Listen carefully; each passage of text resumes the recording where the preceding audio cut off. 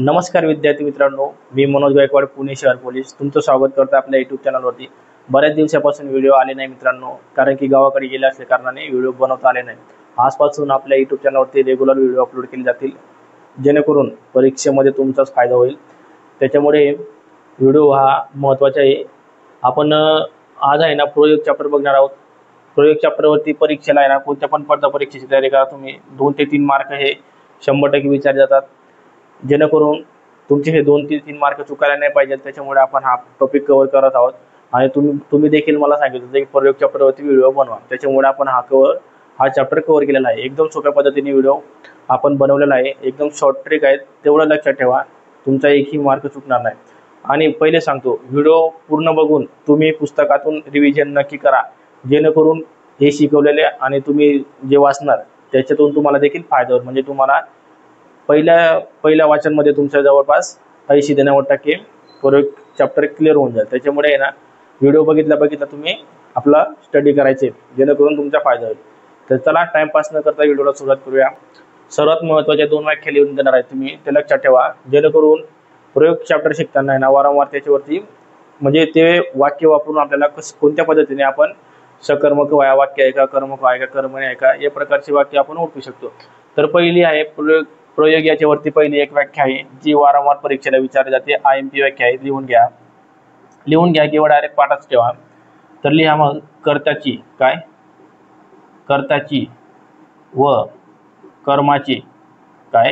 व कर्माची क्रियापदाशी, कशाशी, क्रियापदाशी जी जोडणी रचना किंवा ठेवण असते, त्याला व्याकरणात प्रयोग असे म्हणतात। काय म्हणतात? प्रयोग असे म्हणतात। लिहिलेलं समजत नसेल तर मी जे बोलतोय ते लक्षात ठेवा। कर्त्याची व कर्माची क्रियापदाशी जी जोडणी, रचना किंवा ठेवण असते, त्याला व्याकरणात प्रयोग असे म्हणतात। ही व्याख्या महत्त्वाची आहे, वारंवार याच्यावरती प्रश्न विचारले जातात। आता महत्त्वाची व्याख्या आहे, जी व्याख्या लिहून देत आहे ना ती पूर्ण प्रयोग जो चॅप्टर आहे त्याच्यावरती अवलंबून आहे। त्याच्यामुळे ही व्याख्या ना 100% पाठ करा, जेणेकरून तुमचा एकही मार्क चुकणार नाही। तर व्याख्या कोणती आहे बघा। सकर्मक व अकर्मक वाक्य ओळखताना आपल्याला लई गडबड होते, म्हणजे सारखेच वाक्य वाटतात मित्रांनो। त्याच्यामुळे ही व्याख्या नक्की पाठ करा। कर्त्याला ने प्रत्यय जोडून, कोणते? ने प्रत्यय जोडून क्रियापदाला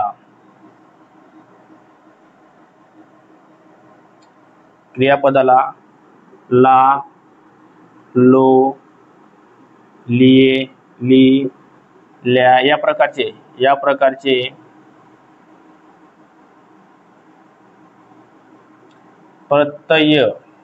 प्रत्यय लागत असतील,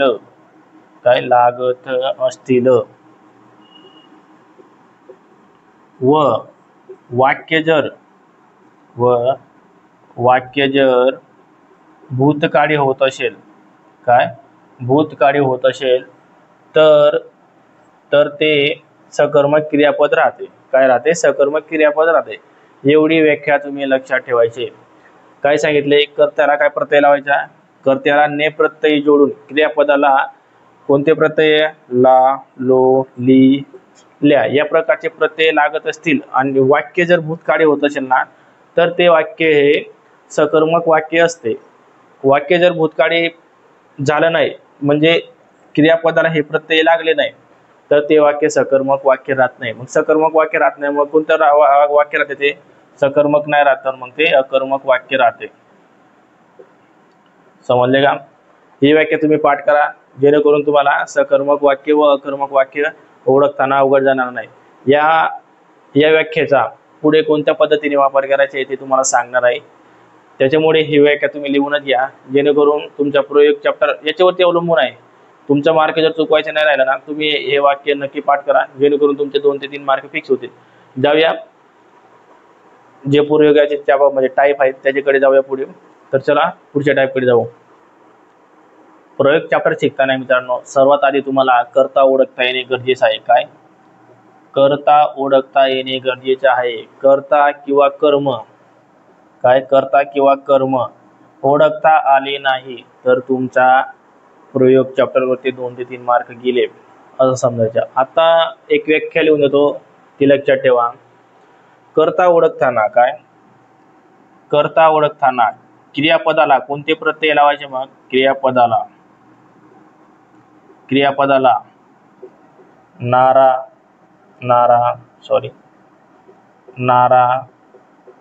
नारे असे धातू साधित प्रत्यय लावून, काय धातू साधित प्रत्यय लावून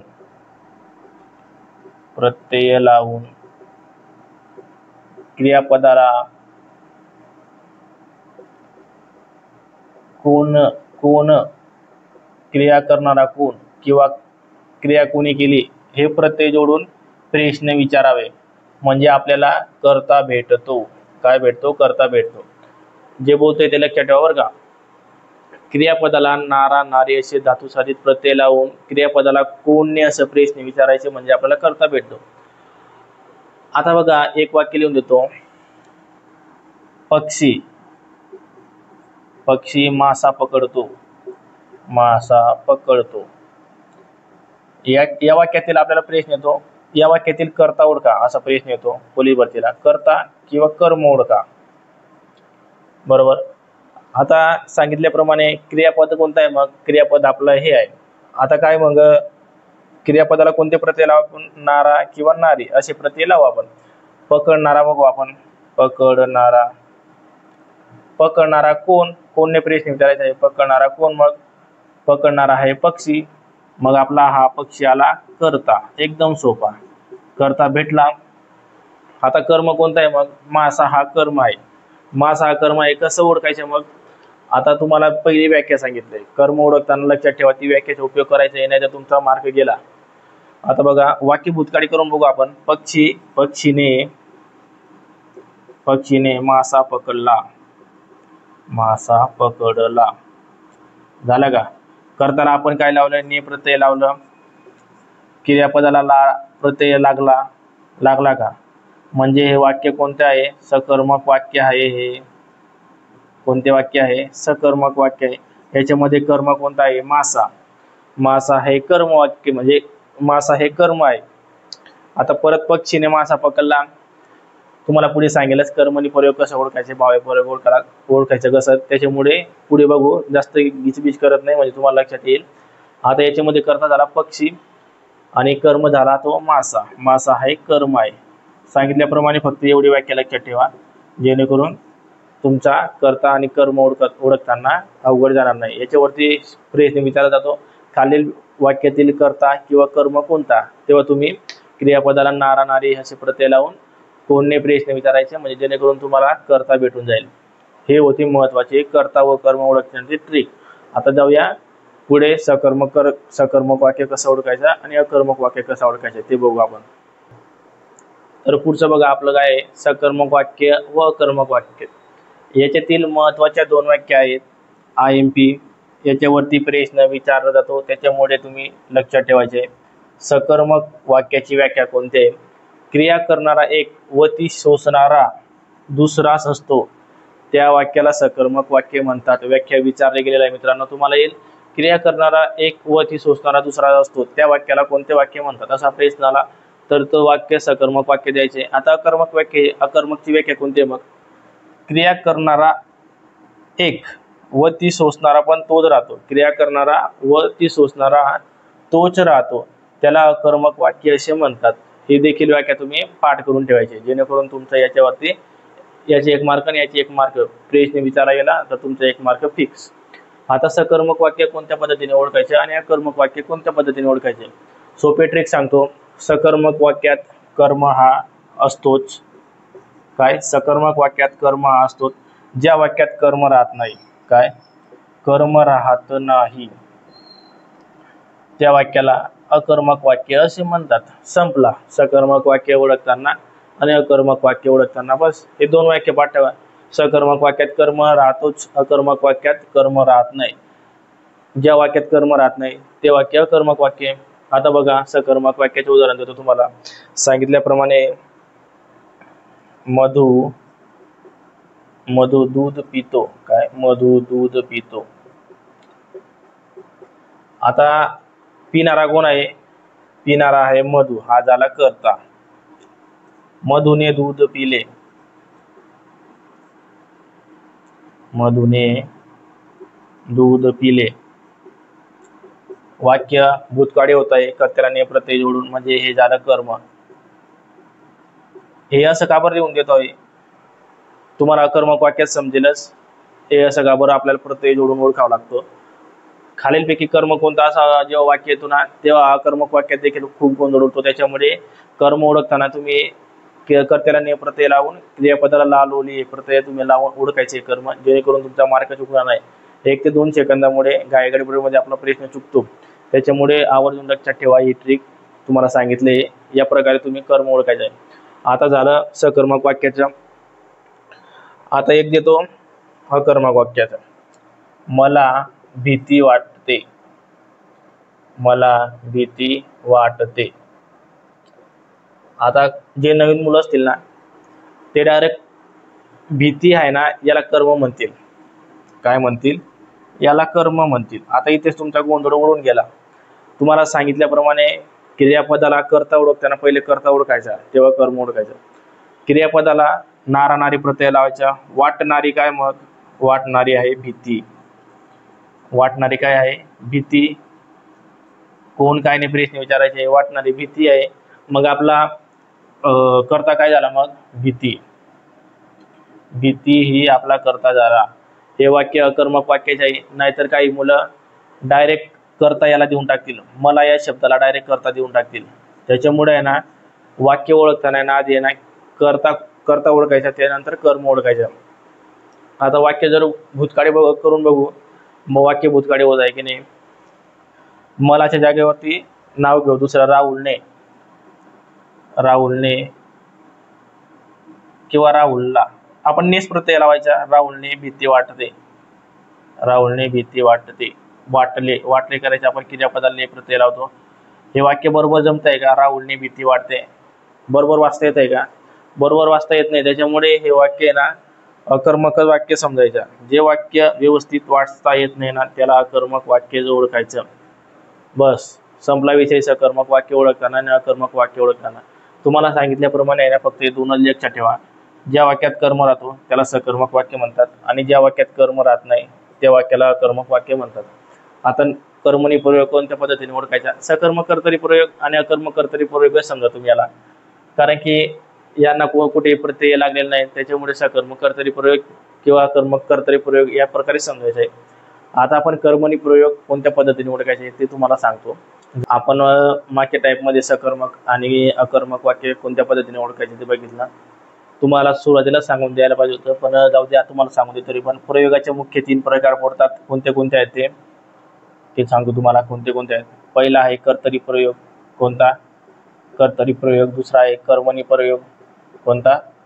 कर्मणी प्रयोग. आणि तिसरा आहे भाव्य प्रयोग. संपला विषय. हे 3 प्रकार प्रयोगाचे पडतात.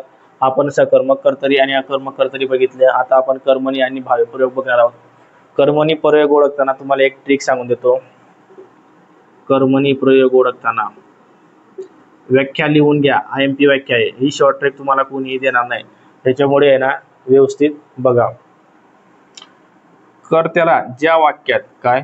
ज्या वाक्यात जे बोलतोय ते लक्षात ठेवा. ज्या वाक्यात कर्त्याला काय? कर्त्याला प्रत्यय लागलेले असेल. काय? प्रत्यय लागलेले असेल व कर्माला प्रत्यय नसेल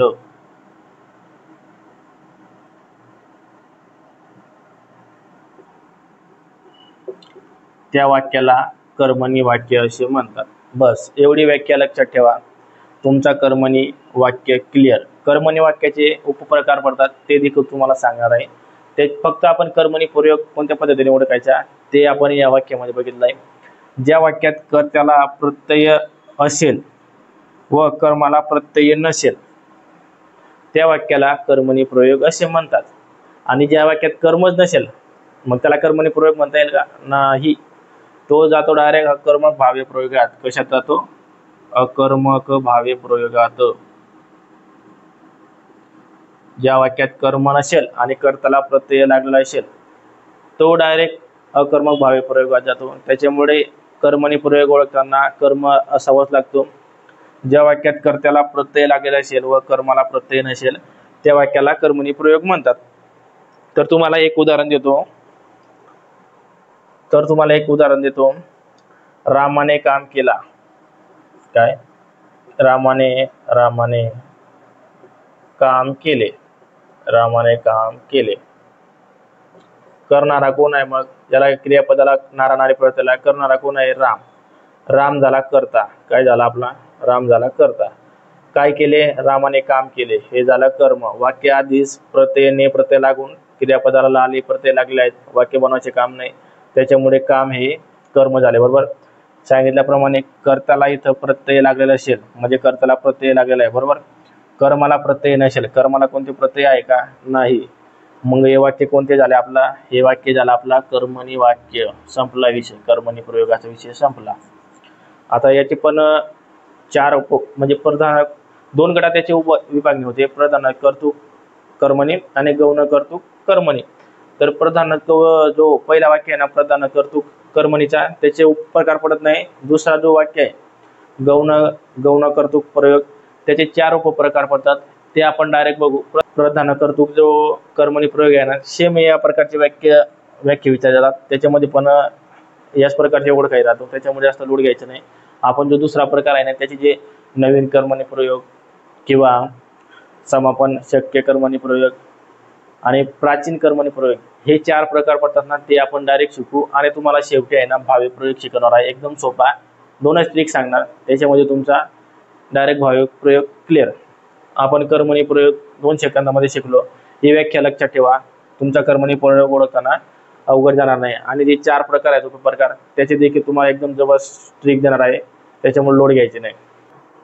कर्मणी प्रयोगाच्या मित्रांनो 2 गटात विभागणी केलेली आहे तुम्हाला सांगितल्याप्रमाणे। पहिला आहे प्रधान कर्तृ कर्मणी आणि दुसरा आहे गौण कर्तृ कर्मणी। जो पहिला जो उपप्रकार आहे ना मित्रांनो प्रधान कर्तृ कर्मणी त्याचे उपप्रकार पडत नाही। आणि दुसरा जो प्रकार आहे गौण कर्तृ कर्मणी याचे 4 उपप्रकार पडतात। किती? 4 उपप्रकार पडतात। त्याच्यातील पहिला उपप्रकार आहे तो नवीन कर्मणी प्रयोग। आता नवीन कर्मणी प्रयोग तुम्हाला 4 ऑप्शन देतात, खालीलपैकी नवीन कर्मणी प्रयोग कोणता या प्रकारचे आपल्याला ऑप्शन देतात आणि ओळखायचं राहतं आपल्याला। सर्वात आधी याची व्याख्या लिहून देतो, ती व्याख्या लक्षात ठेवा, त्याच्यावरती प्रश्न विचारला जातो। तुम्हाला प्रश्न कसा येतो? खालीलपैकी कोणता प्रयोग हा इंग्रजी भाषेतून घेतलेला आहे किंवा आलेला आहे या प्रकारचा प्रश्न येतो, तेव्हा तुम्ही उत्तर द्यायचे नवीन कर्मणी प्रयोग। नवीन कर्मणी प्रयोग हा इंग्रजी भाषेतून घेतलेला आहे, इंग्रजी भाषेतून घेतलेला आहे किंवा आलेला आहे। आपण आलेला आहे असं पकडू, आलेला आहे।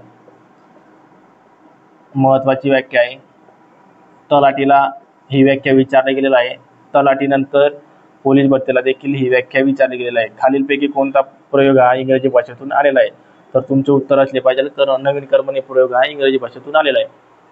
आता सर्वात महत्वाचे नवीन कर्मणी प्रयोग ओळखताना एकच लक्षात ठेवायचे, कर्त्याला आहे ना कर्त्याला कडून प्रत्यय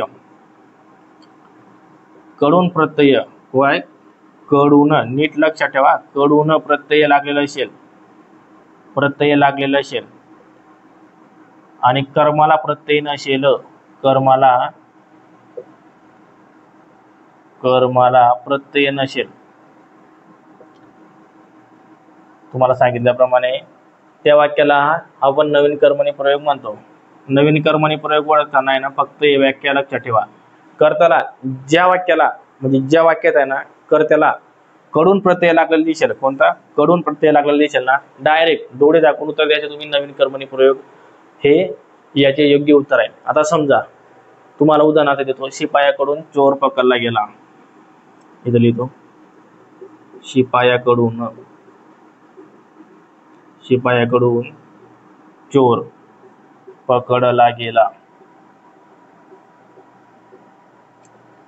शिपायाकडून चोर पकडला गेला. इथं कर्ता पकडणारा कोण आहे? शिपाई आहे. कोणाला पकडलं? चोराला. हा झाला आपला कर्ता, बरोबर, आणि हा चोर झाला आपला कर्म. आता सांगितल्याप्रमाणे ज्या वाक्यात कर्ताला कडून हा प्रत्यय लागलेला असेल ते वाक्य नवीन कर्मणी प्रयोग राहतं. आता कर्ता कोणता आहे? आपला शिपाई आहे. शिपायाकडून आहे, त्या कडून प्रत्यय लागला. चोरला कर्मणी प्रयोगात हा कर्माला प्रत्यय नसतो, त्याच्यामुळे याचा काही विषय नाही. ज्या वाक्यात आपल्याला फक्त इथं लक्षात ठेवायचं, कर्त्याला कडून प्रत्यय राहील ना, ते वाक्य नवीन कर्मणी प्रयोगाचे राहील. आपल्याला दिसलं आपल्याला कर्त्याला कडून प्रत्यय आहे, त्याच्यामुळे डोळे दाखवून उत्तर द्यायचे. हे वाक्य नवीन कर्मणी प्रयोगाचे आहे. या प्रकारे तुम्ही ओळखायचे आहे. अजून एक देतो, दुसरा, पहिला वाक्य झाला, दुसरा अजून एक देतो म्हणजे जेणेकरून तुम्हाला समजेल. धोंडूकडून काय? धोंडूकडून गाय बांधली गेली.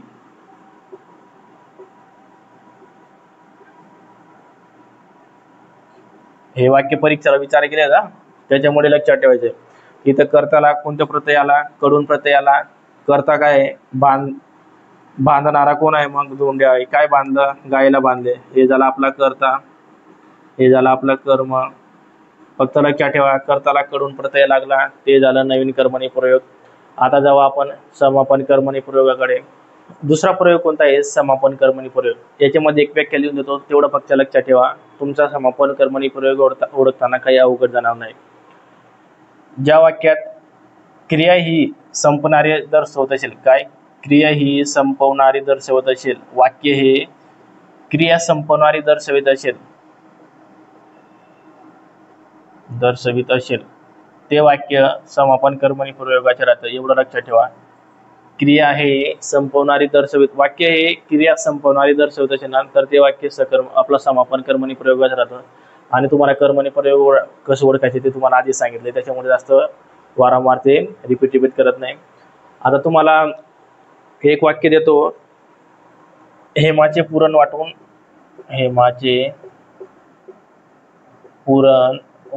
झाले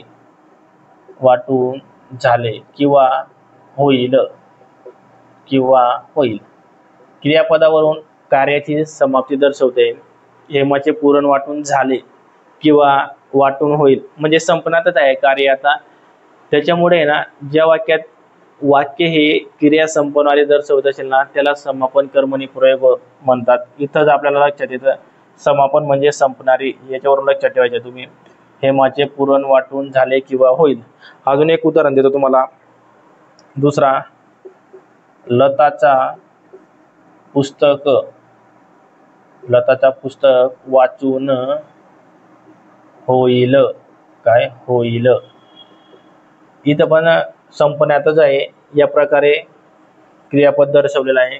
लताचे पुस्तक वाचून होईल. या प्रकारचे वाक्य म्हणजे ज्या वाक्यात क्रिया संपणार असेल ना, किंवा पूर्ण होण्यातच आहे, या प्रकारचे वाक्य तुम्हाला समजून जाईल वाचताच.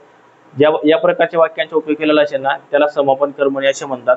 आणि शक्य कर्मणी प्रयोग, आता पुढे तिसरा जो उपप्रकार आहे शक्य कर्मणी प्रयोग, तो बघू आपण. गौण कर्तृक कर्मणी प्रयोगाच्या 4 उपप्रकारापैकी आपण तिसरा उपप्रकार बघणार आहोत. व्हिडिओ जर आवडत असेल ना मित्रांनो, व्हिडिओला सबस्क्राईब किंवा व्हिडिओला लाईक नक्की करून द्या आणि चॅनलला सबस्क्राईब करून द्या, जेणेकरून तुमचा फायदा होईल. हे जे सर्व ट्रिक आहेत ना, हे स्वतः मी बनवलेले आहेत. मी पण कुठून तरी शिकलेला आहे. जेणेकरून तुम्हाला मी जे ट्रिक देत आहेत ना मित्रांनो, त्याचा वापर करा. तुमचा 2 ते 3 मार्क 100% फिक्स होतील. त्याच्यामुळे ना, लक्षात द्या, मी जे ट्रिक सांगतोय ना, ते व्हिडिओ तुम्हाला समजला नसेल ना, अजून एक वेळा बघा, जेणेकरून तुमच्या आहे ना 2 ते 3 मार्क फिक्स होतील. त्याच्यामुळे आहे ना, व्हिडिओ तुम्ही नक्की आणि व्यवस्थित बघा. तिसरा प्रयोग बघू आपण, शक्य कर्मणी प्रयोग. जिथं महत्वाच्या व्याख्या आहेत ना मित्रांनो, ते व्याख्या तुम्हाला लिहून देतो. काही फालतू बडबड करत नाही. त्याच्यामुळे व्याख्या आहे ना, तुम्ही आवर्जून लक्षात ठेवा. शक्य कर्मणी प्रयोगात ही व्याख्या विचारली जाते, याच्यावरती प्रश्न विचारला जातो. त्याच्यामुळे आपण ही व्याख्या घेतलेली आहे. तर व्याख्या कोणती आहे मग? क्रियापदावरून क्रिया करण्याची शक्यता, काय? शक्यता, सामर्थ्य, इच्छा, अपेक्षा याचा बोध होत असेल तर त्याला शक्य कर्मणी प्रयोग असे म्हणतात. याच्यावरती प्रश्न विचारला गेलेला आहे. IMP व्याख्या आहे, त्याच्यामुळे लक्षात ठेवायचे आहे.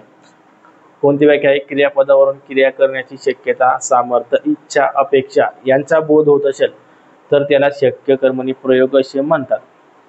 आता शक्य कर्मणी प्रयोग कोणत्या पद्धतीने ओळखायचे त्याच्यावरती येऊ आपण. दुसरी व्याख्या, शक्य कर्मणी प्रयोग कोणत्या पद्धतीने ओळखायचे त्याच्यावरती आहे. महत्वाची व्याख्या आहे, ट्रिक आहे एक प्रकारची. धातूला किंवा क्रियापदाला व अव अव असे प्रत्यय येत असतील तर त्याला शक्य कर्मणी प्रयोग असे म्हणतात. आता हे 3 प्रत्यय तुम्हाला लक्षात ठेवायचे, तुमचं 1 मार्क फिक्स. आता तुम्हाला इथं उदाहरणार्थामध्ये 2 व्याख्या दिलेल्या आहेत, ते व्याख्या आपण पहिलं वाचू. मला हे काम करवते, डायरेक्ट ओळखताना ना क्रियापदच बघायचा. क्रियापदाला कोणते प्रत्यय लागले राहिले पाहिजे, हे 3 प्रत्यय लागले राहायला पाहिजे. आता क्रियापद इथं आहे, काम करवते, अवते, अव, करवते, अव हे प्रत्यय आलं म्हणजे हे वाक्य डायरेक्ट झालं शक्य कर्मणी प्रयोग. इथं करतो नाही, इथं करवते, करवते इथं लिहिण्यामध्ये गडबड झालेला आहे, हे पुसून टाकतो. त्याच्याने काम करवते, त्याच्याने काम करवते, डायरेक्ट क्रियापद पकडायचा, त्याच्याने काम करवते. इथं पण कोणता प्रत्यय आलेला आहे, अव हे प्रत्यय आलेला आहे. ज्या वाक्यात या प्रकारचे प्रत्यय येत असतील ना त्याला डायरेक्ट शक्य कर्मणी प्रयोग म्हणतात. हे वाक्य आहे ना, तुम्ही आहे ना क्रियापद या चॅप्टर मध्ये, मला वाटतं क्रियापद या चॅप्टर मध्ये हीच व्याख्या दिलेली आहे. ज्या वाक्यात व अव किंवा अव हे प्रत्यय येत असेल ना त्याला शक्य क्रियापद असे म्हणतात. ही व्याख्या तुम्ही तिथे जाऊन पण पाठ करू शकता आणि आपल्या प्रयोग चॅप्टर मध्ये ही व्याख्या दिलेली आहे. त्याच्यामुळे डायरेक्ट क्रियापदामध्ये डायरेक्ट हे प्रत्यय ओळखायचे. हे प्रत्यक्ष नाही देतात, अप्रत्यक्ष प्रमाणे देतात. त्याप्रमाणे आहे ना तुम्ही जेवढं प्रॅक्टिस करणार ना प्रेझेंटची तेवढा लवकर तुम्हाला हे चॅप्टर समजेल. त्याच्यामुळे हे तीन प्रत्यय तुम्ही पाठ करायचे जेणेकरून तुम्हाला याच्यावरती प्रश्न चुकणार नाही. आणि चौथा जो प्रयोग आहे ना तो आहे प्राचीन कर्मणी. चौथा प्रयोग आहे ना प्राचीन कर्मणी, याला जास्त शिकवायची काही गरज नाही मित्रांनो. एकच सांगतो, जे वाक्य आपल्याला लक्षात येत नाही ना, आपण कधी वाचलेले राहत नाही ना, त्याला डायरेक्ट उत्तर देऊन टाकायचे तुम्ही प्राचीन कर्मणी प्रयोग. आता कोणत्या पद्धतीने विचारात मग तो काय कर्म कधी जे, हे संस्कृत म्हणजे संस्कृत भाषेतील जे वाक्य असतात ना त्या वाक्यांचा उपयोग प्राचीन कर्मणी प्रयोगात होतो. त्याच्यामुळे जे वाक्य एवढं सांगेल, जे वाक्य आपल्याला लक्षात येत नाही ना त्याचा अर्थ काय आहे किंवा कोणत्या पद्धतीने वापरले गेलेला आहे शब्द, त्याचा अर्थ कळत नसेल ना त्याला डायरेक्ट प्राचीन कर्मणी प्रयोग मध्ये टाकून द्यायचं आणि डोळे झाकून त्याचे उत्तर प्राचीन कर्मणी प्रयोग करून यायचं, काय टेन्शन घ्यायचं नाही. हे झालं आपण कर्मणी प्रयोगाचे आणि कर्मणी प्रयोगाचे 4 उपप्रकार आणि कर्मणी प्रयोग कोणत्या पद्धतीने ओळखायचे ते पण बघितलं आपण. तर आज आपण बघणार आहोत भाव्य प्रयोग. भाव्य प्रयोगामध्ये सकर्मक भावे आणि अकर्मक भावे याच्यावरती प्रश्न विचारले जातात, जास्त डीप मध्ये विचारले जात नाही. त्याच्यामुळे आहे ना भाव्य प्रयोग बघू ते तुम्हाला समजून सांगतो. सांगितल्याप्रमाणे प्रयोगाचे 3 मुख्य प्रकार पडतात. कर्तरी, कर्मणी, भाव्य प्रयोग. आपण कर्तरी आणि कर्मणी प्रयोग कोणत्या पद्धतीने ओळखायचे ते बघितले. आता आपण आहे ना भाव्य प्रयोग कोणत्या पद्धतीने ओळखायचे ते बघणार आहोत. 2 मिनिटांमध्ये तुमचा भाव्य प्रयोग क्लिअर होईल आणि तुमच्या भाव्य प्रयोगावरती प्रश्न चुकणार नाही. भाव्य प्रयोग मध्ये सकर्मक भावे आणि अकर्मक भावे याच्यावरती वारंवार प्रश्न विचारले जातात. आता एक ट्रिक सांगतो बघा. सकर्मक भाव्य प्रयोग ओळखताना आहे ना ज्या वाक्यात कर्त्याला, ज्या वाक्यात इथे लिहून देतो, शॉर्ट ट्रिक मध्ये लिहून देतो, कर्त्याला व कर्माला, लक्ष द्या बरं का, कर्त्याला व कर्माला प्रत्यय असतील, दोघांनाही प्रत्यय राहतील ना, तो वाक्य सकर्मक भाव्य प्रयोग राहतो. बस एवढं लक्षात ठेवा. ज्या वाक्यात कर्त्याला व कर्माला दोघांना प्रत्यय राहील ते वाक्य सकर्मक भाव्य प्रयोग राहतो. आता अकर्मक भाव्य प्रयोगाकडे येऊ. अकर्मक भाव्य प्रयोग, अकर्मक वाक्यात कर्म राहत नाही, त्याच्यामुळे कर्माचा काही विषय नाही. ज्या वाक्यात कर्त्याला प्रत्यय राहतो, ज्या वाक्यात कर्त्याला प्रत्यय राहतो त्याला अकर्मक भाव्य प्रयोग असे म्हणतात. संपला विषय. काय अवघड आहे त्याच्यामध्ये, एवढं लक्षात ठेवा. ज्या वाक्यात आहे ना कर्त्याला व कर्माला दोघांना प्रत्यय लागलेले असतील त्याला सकर्मक भाव्य प्रयोग असे म्हणतात. आणि ज्या वाक्यात अकर्मक वाक्यात कर्म राहतच नाही, त्याच्या विषय नाही. ज्या वाक्यात कर्त्याला फक्त प्रत्यय लागेल राहील ना त्याला अकर्मक भावे प्रयोग असे म्हणतात। संपला विषय। 2 ते 3 मार्क तुमचे फिक्स झाले। आता उदाहरण बघू। दोंडूने गाईला बांधले। बांधणारा कोण? दोंडू। कशाला बांधले? गाईला। दोंडूला कर्त्याला पण प्रत्यय आहे आणि कर्माला पण प्रत्यय आहे, मग हे वाक्य कोणते झाले? सकर्मक वाक्य झाले। सकर्मक भावे प्रयोग झाला। आता दुसरा बघा। रामाने रावणाला मारले। मारणारा कोण आहे? राम। हा झाला कर्ता। कोणाला मारले? रावणाला मारले। मग रावणाला पण प्रत्यय आहे, ला प्रत्यय जोडलेला आहे, त्याच्यामुळे कर्त्याला पण प्रत्यय आहे आणि कर्माला पण प्रत्यय आहे, म्हणजे दोघांनाही प्रत्यय आहे, त्याच्यामुळे हे झालं सकर्मक भावे प्रयोग। आता अकर्मक भावे प्रयोगाकडे आपण। मुलांनी, उदाहरणार्थ बघा बरं का, वाक्य काय दिले? मुलांनी चंचल असावे। तुम्हाला आधीच सांगितलं होतं कर्म ओळखताना वाक्य भूतकाळी करायचं। आता भूतकाळी करून बघू वाक्य। मुलांनी चंचल असाले किंवा असले। मुलांनी चंचल, मुलांनी नेस प्रत्यय लावा कधी पण। मुलांनी चंचल असले, वाक्य बरोबर येत आहे का? नाही, त्याच्यामुळे या वाक्यात कर्म नाही। अशा प्रकारचे म्हणजे प्रत्यय लावून तुम्ही ओळखायचे। माझ्या पद्धतीने सांगतो तुम्हाला, तुम्हाला कोणत्या पद्धतीने ट्रिक तयार करायची ते करा, पण माझ्या मताने तुम्ही याच प्रकारे ओळखायचे आहे। आता चंचल कोण असायला पाहिजे? मग मुलं। इथं कर्ता कोण आहे? मग मुलं हे मुलं आहेत ना, हे कर्ता आहेत। काय आहेत? कर्ता आहे। त्याच्यामुळे कर्त्याला नि प्रत्यय जोडलेला आहे, कर्म नाही। चंचल हा शब्द स्वतःवरून अवलंबून आहे। मुलांनी चंचल असावे किंवा मुलगा हुशार होता, या प्रकारचे वाक्य राहतात। हा कर्म नाही मित्रांनो, वाक्य तयार केलेलं आहे, याचा काही अर्थ नाही। त्याच्यामुळे फक्त एवढं लक्षात ठेवा, कर्त्याला प्रत्यय आहे, म्हणजे मुलांना या शब्दाला प्रत्यय लागलेला आहे, त्याच्यामुळे हे झालं अकर्मक भावे प्रयोग। वाक्य तयार करून पाहायचं, कर्त्याला नि प्रत्यय जोडून, क्रियापदाला लोली प्रत्यय जोडून वाक्य व्यवस्थित वाचता येत असेल ना, तर ते वाक्य सकर्मक वाक्य राहतं। आणि आंडू पांडू कसं पण वाक्य बरोबर वाक्य वाचता येत नाही, त्याला डायरेक्ट अकर्मक वाक्य समजायचं। या प्रकारे तुम्ही ओळखायचे आहे। आता दुसरा उदाहरण बघा।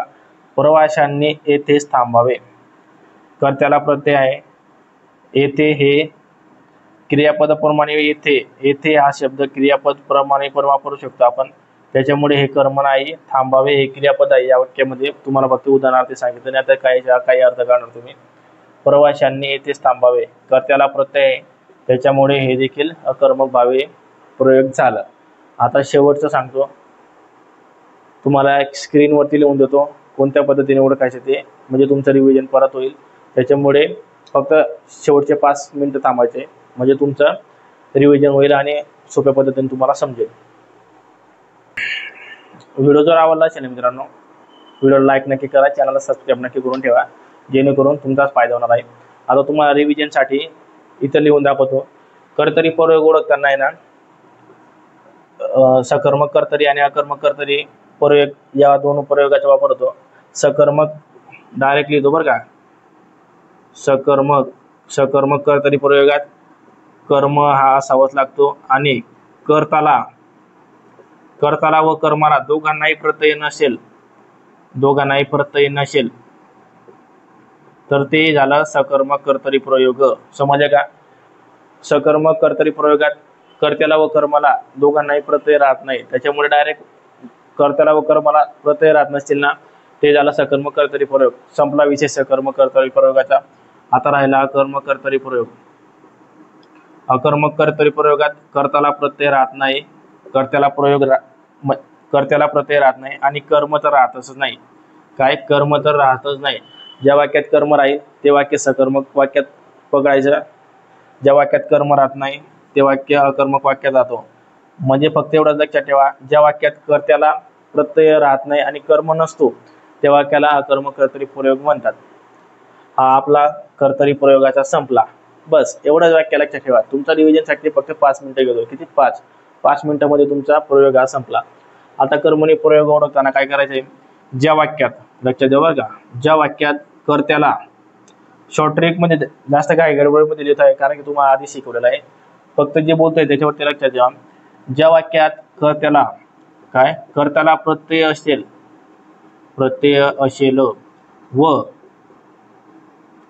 व कर्माला प्रत्यय नसेल,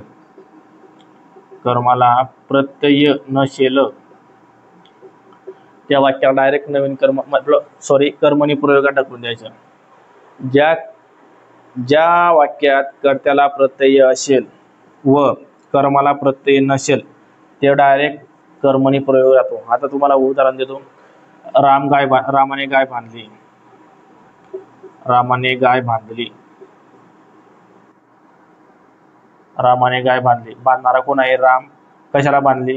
गायीला बांधली. हा झाला कर्म, हा झाला कर्ता.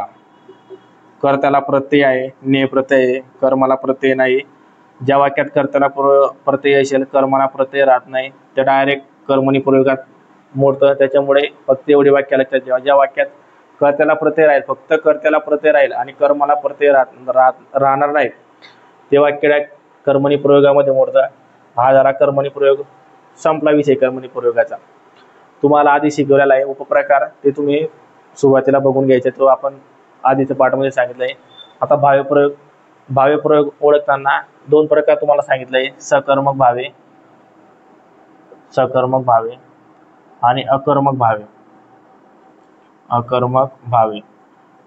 आता व्याख्या लक्षात ठेवा बरं का, महत्वाचे दोन सांगितले. ज्या वाक्यात कर्त्याला व कर्माला दोघांना प्रत्यय राहतील ना, प्रत्यय राहतील ते वाक्य सकर्मक भावे प्रयोगात मोडतो. संपला विषय. सकर्मक भावे प्रयोगाचा विषय संपला. एवढं लक्षात ठेवा. कर्त्याला व कर्माला दोघांना प्रत्यय राहतील ना ते वाक्य सकर्मक भावे प्रयोगात मोडतो. संपला विषय. तुम्हाला आधी शिकवलेलं आहे. आता अकर्मक भावे प्रयोगाचा फक्त कर्त्याला प्रत्यय राहील. अकर्मक वाक्यात कर्म राहतो का? नाही. त्याच्यामुळे कर्माचा विषय नाही. ज्या वाक्यात कर्त्याला प्रत्यय राहील आणि कर्म नसेल त्या वाक्याला अकर्मक भावे प्रयोग म्हणतात. नाहीतर तुम्ही सांगणार मग कर्मणी प्रयोग काय होत नाही. कर्मणी प्रयोगात कर्म असतो, त्याच्यामुळे लक्षात ठेवायचं आहे. कर्मणी प्रयोगात कर्माला आहे ना प्रत्यय राहत नाही. इथं कर्म राहतो का अकर्मक भावे प्रयोगात? कर्म राहत नाही. त्याच्यामुळे 5 मिनिटात तुम्हाला आहे ना प्रयोग चॅप्टर शिकवलेला आहे. त्याच्यामुळे आहे ना फक्त तुम्हाला सांगितलं 5 मिनिटं रिव्हिजन द्या मला. 5 मिनिटांमध्ये तुमचा प्रयोग चॅप्टर क्लिअर. 2 ते 3 मार्क फिक्स. जे आधी बडबड केले ना ते तुम्हाला समजले नसेल ना तर तुम्ही एवढं लक्षात ठेवा. संपला विषय तुमचा प्रयोगाचा. 2 ते 3 मार्क तुमचे फिक्स झाले. व्हिडिओ आवडला असेल ना, हे ट्रिक्स तुम्हाला, ही शॉर्ट ट्रिक आवडली असेल ना, व्हिडिओला लाईक नक्की करा, चॅनलला सबस्क्राईब नक्की करा. आणि अशाच प्रकारची शॉर्ट ट्रिक आपल्या युट्यूब चॅनलवरती देत असतो मी, जेणेकरून तुम्हाला लक्षात राहतील. त्याच्यामुळे चॅनलला सबस्क्राईब नक्की करून ठेवा. तुमचाच फायदा होणार आहे. तर भेटूया पुढच्या व्हिडिओमध्ये. जय हिंद, जय महाराष्ट्र.